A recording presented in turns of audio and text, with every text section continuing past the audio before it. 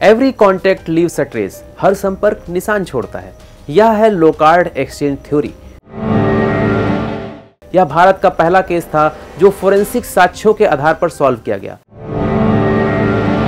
दुनिया की पहली national forensic science university Bharat में स्थापित की गई। वह थ्योरी जिसने पूरी दुनिया के क्राइम इन्वेस्टिगेशन और इंटेलिजेंस का रूप बदल दिया, क्योंकि इसके गर्भ से जन्मा फोरेंसिक विज्ञान।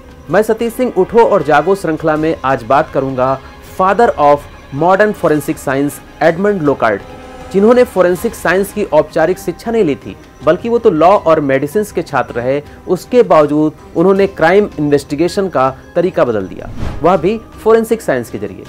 लोकार्ड द्वारा स्थापित फोरेंसिक साइंस की बदौलत आतंकवाद, अपराध और अपराधियों के हौसले पस्त हुए, अपराध कबुलवाने के बर्बर तरीके भी बंद हुए और हम जान ही नहीं पाते हैं, लेकिन कितने ही आतंकवादी हमलों को और अपराधों को इसी फोरेंसिक साइंस की मदद से रोका जा चुका है। फोरेंसिक साइंस टेक्नोलॉजी कोई नई विधा नहीं है, बल्कि पहले से मौजूद सभी विधाओं का सम्मिश्रण है। It's a cocktail of all sciences.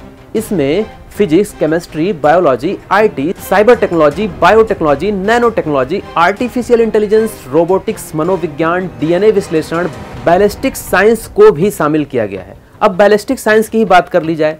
Gaza में अस्पताल पर हुए हमलों के आरोपों का इजराइल ने बैलिस्टिक साइंस के जरिए ही खंडन किया था। बैलिस्टिक्स एक ग्रीक शब्द है, इसका मतलब होता है टू थ्रो, मतलब फेंकना। इसमें हवा के जरिए होने वाले प्रहार जैसे गोली, रॉकेट, मिसाइल्स की गति, दिशा, कोण व प्रभाव का अध्ययन किया जाता है। हवा में सफर तय करने वाले ऑब्जेक्ट्स की गति व प्रगति का अध्ययन ही बैलिस्टिक्स कहलाता है। अपराध को समझने, सुलझाने, रोकने, दुश्मन देशों की गतिविधियों पर नजर रखने के लिए जो भी साइलेंट एविडेंस का काम करे वह फोरेंसिक परिवार का सदस्य है। American academy of forensic science में तो डेंटिस्ट और लीगल एक्सपर्ट्स को भी फोरेंसिक साइंस में शामिल किया गया है। इसको साइंस ऑफ साइलेंट एविडेंसेस भी कहते हैं। अब आते हैं फोरेंसिक साइंस के संहिताकरण मतलब कोडिफिकेशन पर। फ्रांस के शेरलॉक होम्स नाम से मशहूर एडमंड लोकार्ड ने फोरेंसिक साइंस को जन्म दिया।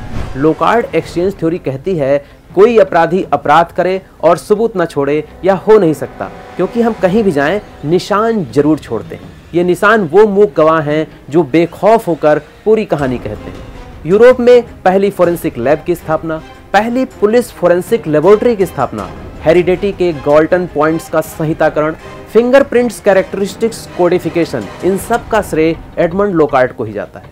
उनके फोरेंसिक ज्ञान से पुलिस इन्वेस्टिगेशन ही नहीं, जासूसी उपन्यास, छोटे पर्दे और बड़े पर्दे का सिनेमा भी चमका।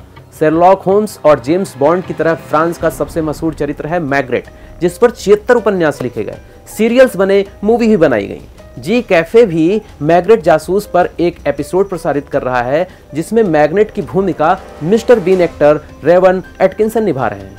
काल्पनिक जासूस मैग्रेट को गढ़ने वाले लेखक जॉर्ज सिमेनन एडमंड लोकार्ड के अनुभवों को मैग्रेट चरित्र को चमकाने के लिए प्रयोग करते थे। आगे चलकर फोरेंसिक साइंस में और भी विधाएं जुड़ती चली गईं, जैसे forensic medicine, forensic accounting, forensic photography और भी बहुत कुछ। भारत की बात करें तो 1952 में कोलकाता में फोरेंसिक विज्ञान प्रयोगशाला की स्थापना के साथ ही फोरेंसिक टेक्नोलॉजी पर काम शुरू हो गया था। लेकिन फोरेंसिक विज्ञान को सही मायने में जमीनी धरातल पर हिंदुस्तान में उतारने का जो काम किया वो डॉक्टर षष्ठी चौधरी ने किया। आज वह 100 साल के हो चुके हैं। 50 साल के करियर में उन्होंने फोरेंसिक के जरिए शानदार केस सॉल्व किए। सबसे पहले उन्होंने बेला रानी हत्याकांड को सुलझाया। यह भारत का पहला केस था जो फोरेंसिक साक्ष्यों के आधार पर सॉल्व किया गया। बेला रानी गर्भवती थी, उनकी हत्या उनके ही प्रेमी ने की थी और उसके शव को टुकड़ों में कंपोज किया था। भाजपा नेता दीनदयाल उपाध्याय की हत्या का मामला भी डॉक्टर षष्ठी चौधरी ने ही सुलझाया था। सबसे रोचक था कोलकाता चिड़ियाघर में एक बाघ की मौत का रहस्य। मक्खी के काटने से उस बाघ की मौत हुई थी, जबकि उस प्रजाति की मक्खियां कोलकाता में पाई ही नहीं जाती थी। जांच में डॉक्टर षष्ठी ने पता लगाया कि चिड़ियाघर के एक अधिकारी ने राजस्थान में एक सेमिनार में भाग लिया था और मक्खी उस अधिकारी के बैग में घुसकर कोलकाता चिड़ियाघर पहुंच गई थी। डॉक्टर षष्ठी केंद्रीय फोरेंसिक विज्ञान प्रयोगशाला के सहायक निदेशक रहे, राज्य फोरेंसिक विज्ञान प्रयोगशाला के निदेशक रहे। भारत सरकार ने उन्हें फोरेंसिक के क्षेत्र में काम करने के लिए लाइफ टाइम अचीवमेंट पुरस्कार दिया। बांग्लादेश सरकार ने भी उन्हें डॉक्टर बीसी राय पुरस्कार से सम्मानित किया। डॉक्टर षष्ठी चौधरी के मार्गदर्शन का ही परिणाम है कि दुनिया की पहली national forensic science university Bharat में स्थापित की गई। गुजरात में बनी इस यूनिवर्सिटी का एक कैंपस कार्यालय युगांडा में भी खोला गया है, त्रिपुरा में पूर्वोत्तर की पहली फोरेंसिक साइंस यूनिवर्सिटी खोली जा रही है। कर्नाटक में केंद्रीय जासूस प्रशिक्षण संस्थान की आधारशिला रखी जा चुकी है। फोरेंसिक साइंस यूनिवर्सिटी से पढ़कर छात्र जो हैं वह 50 लाख तक के पैकेज पर काम कर रहे हैं। जैसे जैसे अपराध के तरीके बदल रहे हैं, फोरेंसिक का भी महत्व बढ़ता जा रहा है। अब डार्क नेट की दुनिया भी फोरेंसिक के रहस्य से बाहर नहीं है।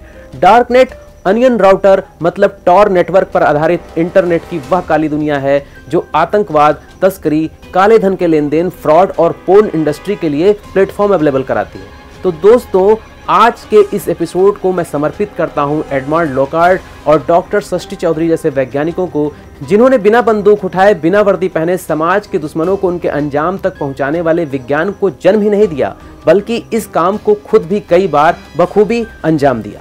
अगर आपके पास फोरेंसिक साइंस से संबंधित कोई महत्वपूर्ण जानकारी है तो कमेंट बॉक्स में जरूर शेयर करिए और इसी के साथ मुझे अनुमति दीजिए। नमस्कार दोस्तों।